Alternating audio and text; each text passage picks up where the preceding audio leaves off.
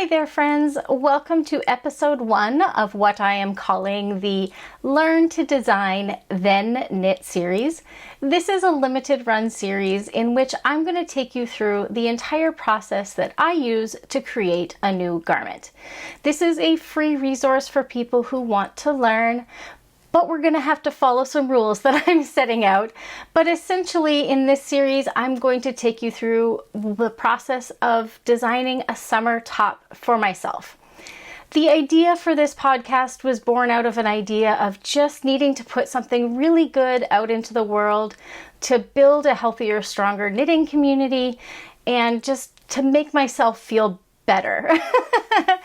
Every time I create a new episode in my Knit Talk with a Tech Editor podcast, a lot of effort and research goes into every single episode, and it certainly keeps me busy.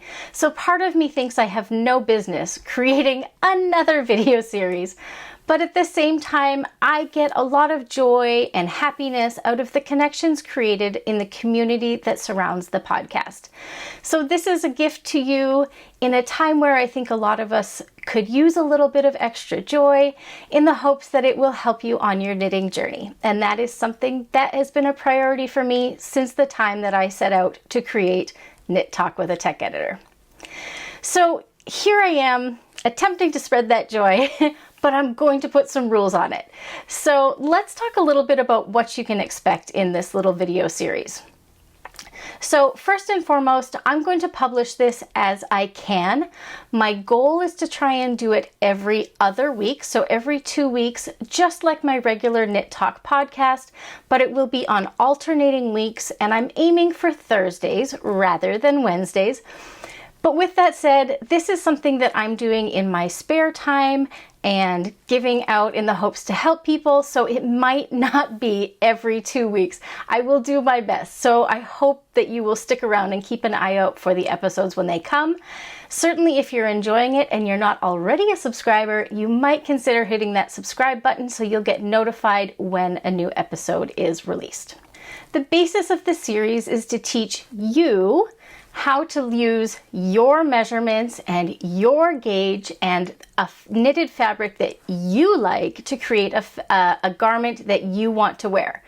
I'm just giving you a framework that I use, but I don't expect you to knit or even want to knit the same thing that I am knitting.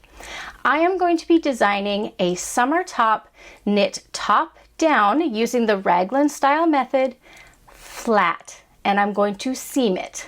Now, before you riot, because I know we all love to knit our projects in the round, I've got 4 really strong arguments, in my opinion, for why we want to do this flat and then seamed. The first is something that I truly believe, and that is consistency. So when we work a garment in the round, at some point, some portion of it will be worked flat. Whether you're knitting a portion of the yoke flat because it's a drop shoulder style garment and you knit the yoke flat as opposed to the body, which will be worked in the round, or even if you're doing a circular style garment but you've got short row shaping in it, at some point you will have to work your project flat.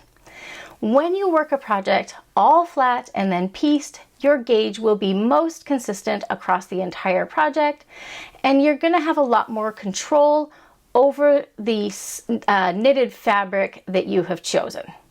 Okay, so reason number 2 has to do with the fact that I have been getting a lot of questions about raglan shaping, specifically compound raglan shaping, but raglan shaping in general. There's a concept that it's really easy. We just keep adding more stitches on either side of a raglan column, which is conveniently what I've got on my sweater here today. But there's a lot of work that goes into making sure that the yoke fits you properly at the same time that you're creating that raglan shaping.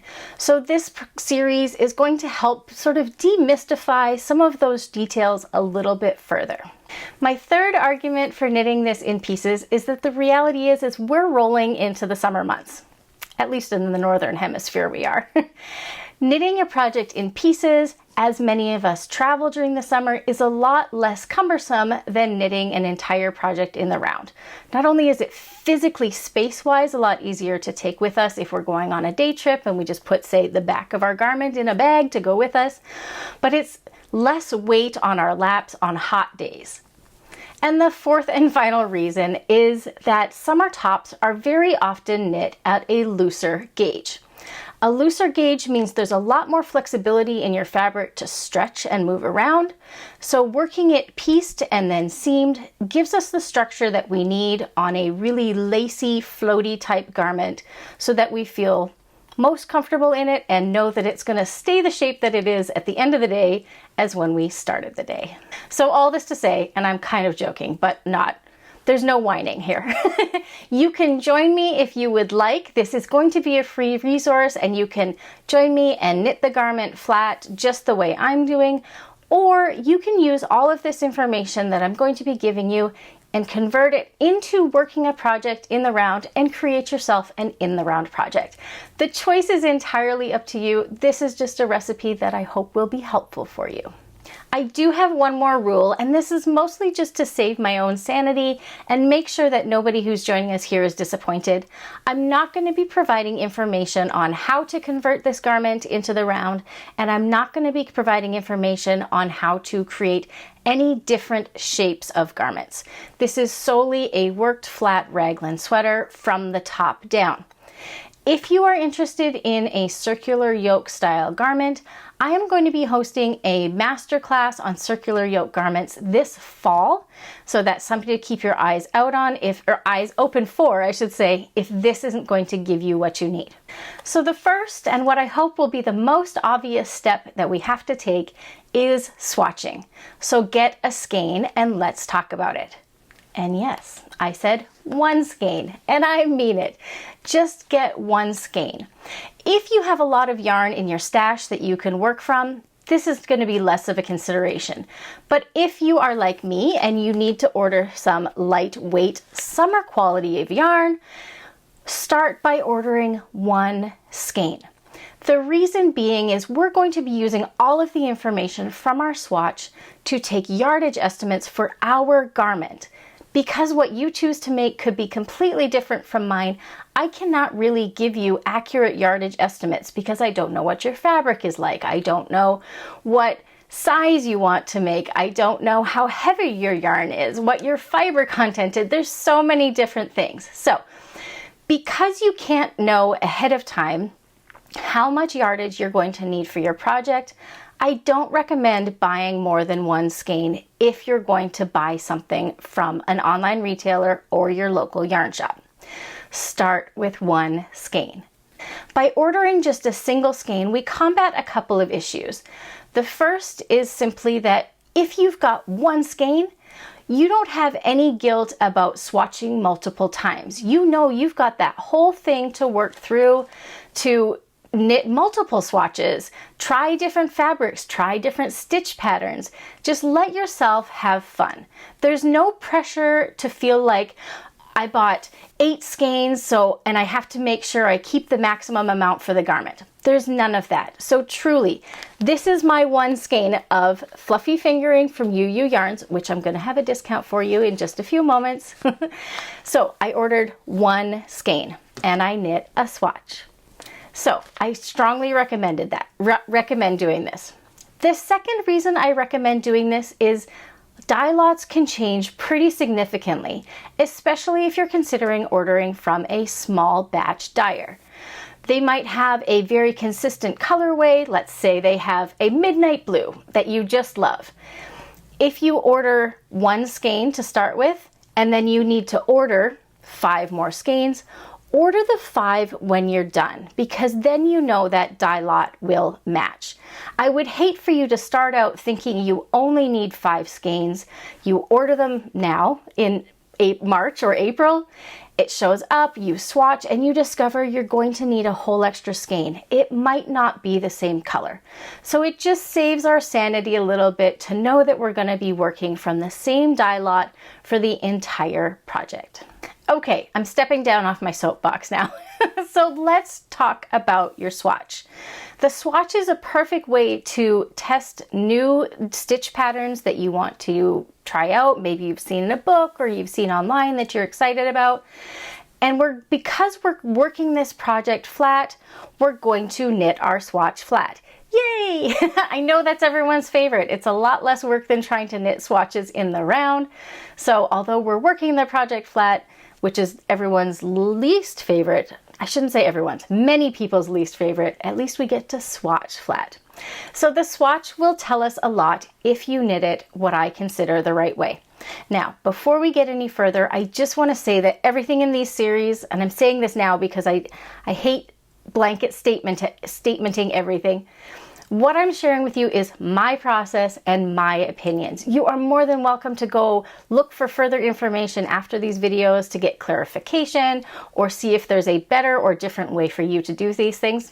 Okay, caveat is over. Let's talk about the swatch and how I think the right way to do it is. So when you are working a project flat and you have to swatch flat, do yourself a favor and knit a fairly large swatch. When I say fairly large, I mean more than 4 by 4 inches. This swatch is around 7.5 inches wide and about 6 inches tall. My goal was to knit at least a 6 by 6 inch swatch.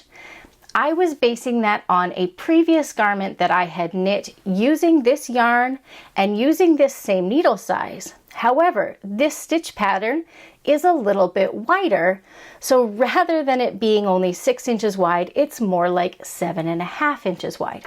And that's why we want to swatch, even if we've used this yarn before, and even if we've used this yarn on the same needle size before. So once your swatch is done, or rather, once my swatch was done, I ended up doing a full wet block and laying it out to dry on my blocking mats. I have got a full video where I walk through the entire process of knitting swatch, soaking the swatch, and measuring the swatch. I'm going to link this in the description below because I think going through the steps that I provide in that video is going to give you the best framework for a finished garment that fits you the right way in terms of making sure your gauge is accurate. So be sure to check out that video before you move on to the next step so you understand what to do to block and dry your swatch properly. So the opportunity to choose our own fabric for a knitted garment can feel really overwhelming. So I'm going to provide you a few resources for books that you can look through to look at knitted fabrics, because goodness knows there's everything out there available to us, from cables to color work to textural work. But I want to caution you with one thing. Because we are going to be focusing on the techniques used to create a raglan style garment that's going to fit you really well, I would recommend choosing a simpler fabric. There's a couple of reasons for that.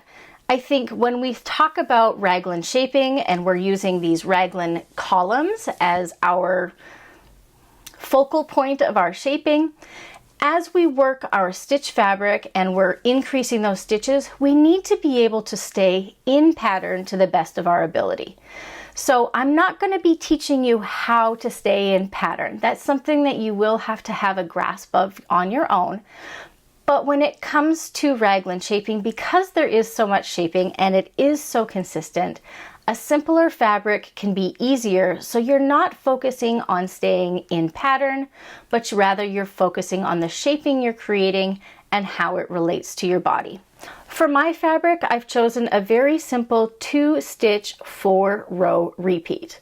I know that any shaping that I have to do, whether it's short row shaping or increases and decrease shaping for circumferences, it's going to be a very easy fabric to follow.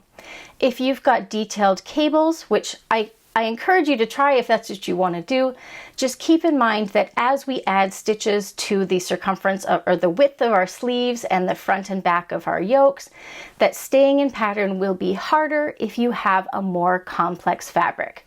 So just consider your own level of comfort with staying in pattern while you're shaping your garment.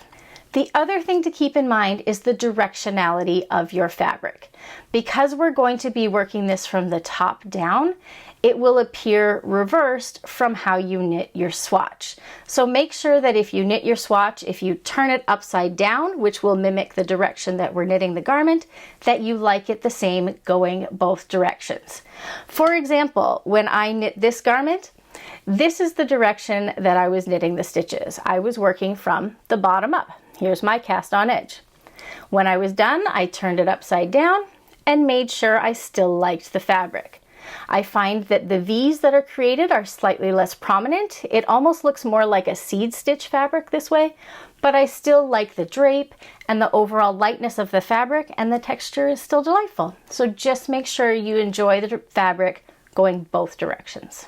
Okay, so I've got 4 book resources that I'd like to direct you to, just in case you don't automatically have a fabric in your head that you want to try.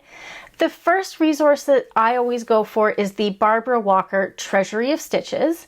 Now this is a 4-book collection. The book that I have, it's this blue one right here, this dark blue. That's the book right there. I'm going to have a link in the description below, but that is a wonderful book that even has this fabric in it as well. The next one is called Up, Down, All Around by Wendy Bernard. It's a super cool resource book. It's pink. It's on the same shelf right here. So it's a wonderful resource to show you how to knit your stitches this way, or this way in the round, which we're not doing for this project, but it gives you how to maintain the fabric depending which direction that you're working for or working in. So in this case, because we're working top down, it'll be great to see how the fabrics look when they're worked top down versus bottom up. The next one is the Japanese Knitting Stitch Bible by Hitomi Shida. It is a gorgeous book, but it is perhaps slightly more advanced. The stitches are more complicated than what we see in either of the 2 books that I have already mentioned. I would say it might be a better resource for placing a motif in your pattern, like say just one column of stitches up the center back, or however you'd like to place it, as opposed to overall fabrics, but that could just be my opinion. Wonderful book. Definitely consider adding it to your library if you're someone who likes to look for inspirational knitting. And the third and final one is the Knitted Cables Source Book by Nora Gahn. Also somewhere right there, it's right next to the Barbara Walker one. You don't need to know that. I can just tell by the colors where they are. Anyway, really wonderful, and it, much like Hitomi Shida's book about the knitting or the Japanese stitches, they are going to be more motif cables that you would place into your work as opposed to an overall cable pattern or fabric, pardon me. So as I mentioned just a moment ago, there's going to be links to all 4 of these books below. You can probably find them in other locations, but these are the places that I would recommend consider searching for them first. All right, so step 1, swatching, is out of the way. The next thing we need to do is design the garment. And that means we get to have a little bit of fun sketching. This is going to be easier for some and harder for other people's. Maybe you've already had ideas of what you wanted your ideal garment to look like. This is a great place. Great place to start learning how to apply that. If you're someone who's like me and you're perhaps a little more analytical and you're more technique driven as opposed to knitted fabric driven, this may be more challenging for you. All I can say is have fun with it. Don't get too frustrated with yourself. At the very least, if you don't know what to do and you just decide you want to knit what I'm knitting, I'm going to have the stitch fabric listed below. It is in the Barbara Walker book. It is called Brioche Stockinette. It's a super cool fabric that I would recommend checking out. And yeah, I would say if that's what you want to do, keep it simple. And there is absolutely nothing wrong with plain stockinette or plain garter. Those are 2 fabrics that are tried and true and look amazing, especially in summer tops if we're going to knit it at a loose gauge. So don't get too hung up on it. If nothing else, do up a simple sketch, put some basic ideas down, and then when we come back next week and talk more about fit and shape, you might refine some of your ideas. Okay, so here is a sketch of my garment.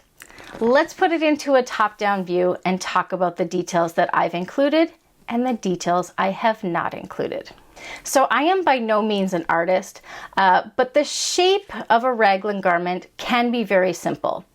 The raglan columns are roughly a 45-degree angle, and the top of the arm is roughly a 15-degree angle.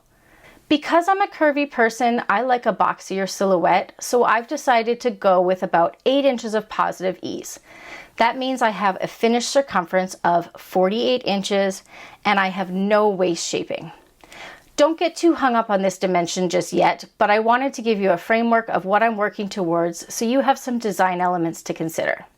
Having knit many garments over the years, I know that I like my upper sleeve circumference to be about 14 inches in circumference. Since this is a summer top and I like a little less snug of a fit in the hotter temperatures, I've decided to add an extra inch so it's floatier feeling. So my upper sleeve circumference target is going to be 15 inches. If you don't know what your preferred upper sleeve circumference is, that's still okay. In our next video, I'll walk you through the various measurements that you'll take to make sure the garments fit you the way you want it to. Due to my preference for a narrower collar, because I have narrower shoulders, I've decided to keep the back neck width around 7.5 inches. You can use whatever width you would like here, but keep in mind whether you want any undergarments that you wear to show or not. I would say that by and large, the widest back neckline width you'd want is about 10 inches for many folks who wear a bra, because 10 inches would be right around the inner edge of your bra straps. If you're not sure about the width of your neckline, once again, we can worry about this next week, but you can always go grab your favorite sweater from your closet, and it doesn't have to be a hand knit, it can be a commercial garment, and measure horizontally across the base of the collar when it's laid flat. This will give you a good idea of your preferred width. And lastly, my neckline depth at the base of the collar will be around 3 inches. This measurement is relative to the high point shoulder, where the top of the garment will rest next to our necks.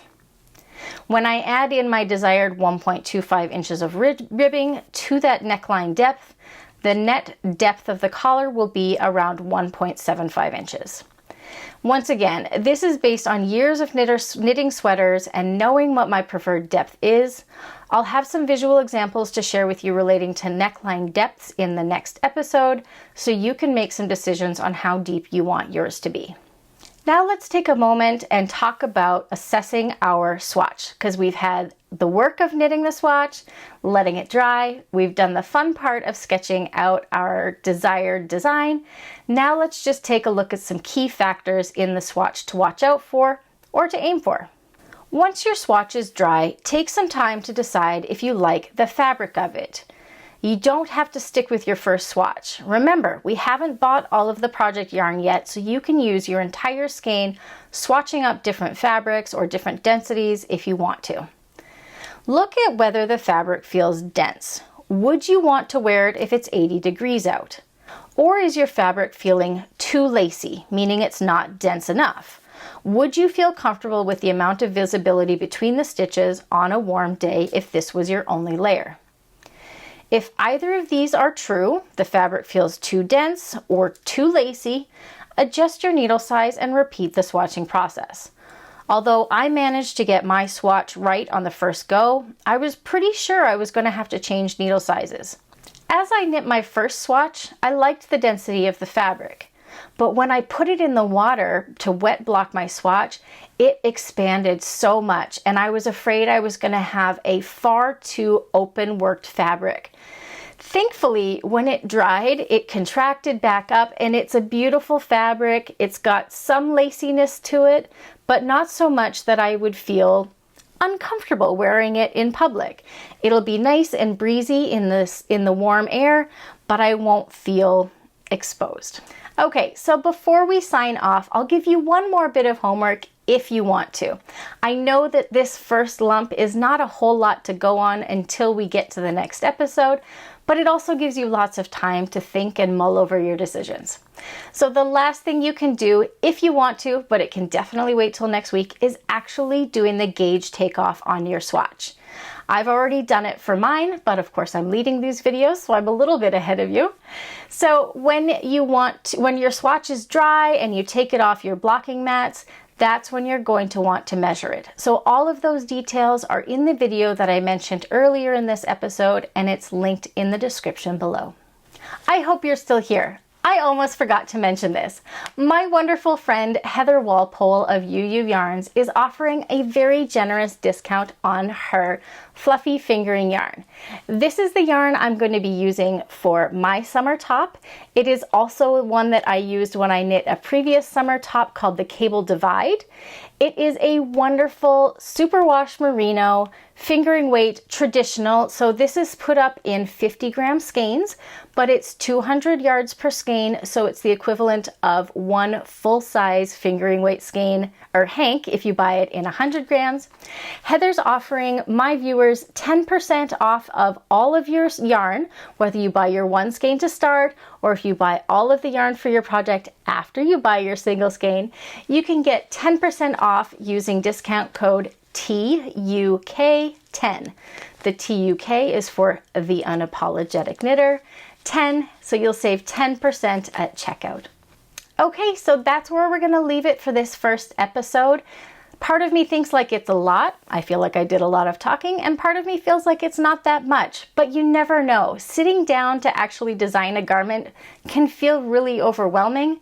So as I mentioned earlier, again, just keep it simple. Your fabric can be really simple, whether it's stockinette or garter, seed stitch, or even something like this stockinette brioche from Barbara Walker's Treasury of Stitches books.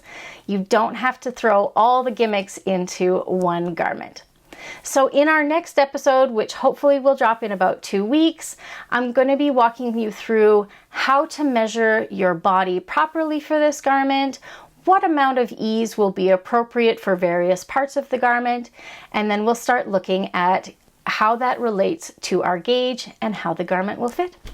Thank you so much for joining me for this first episode. I hope you're excited about the journey we'll get to take together towards knitting your first summer top, or maybe not your first summer top, and I'll see you again soon.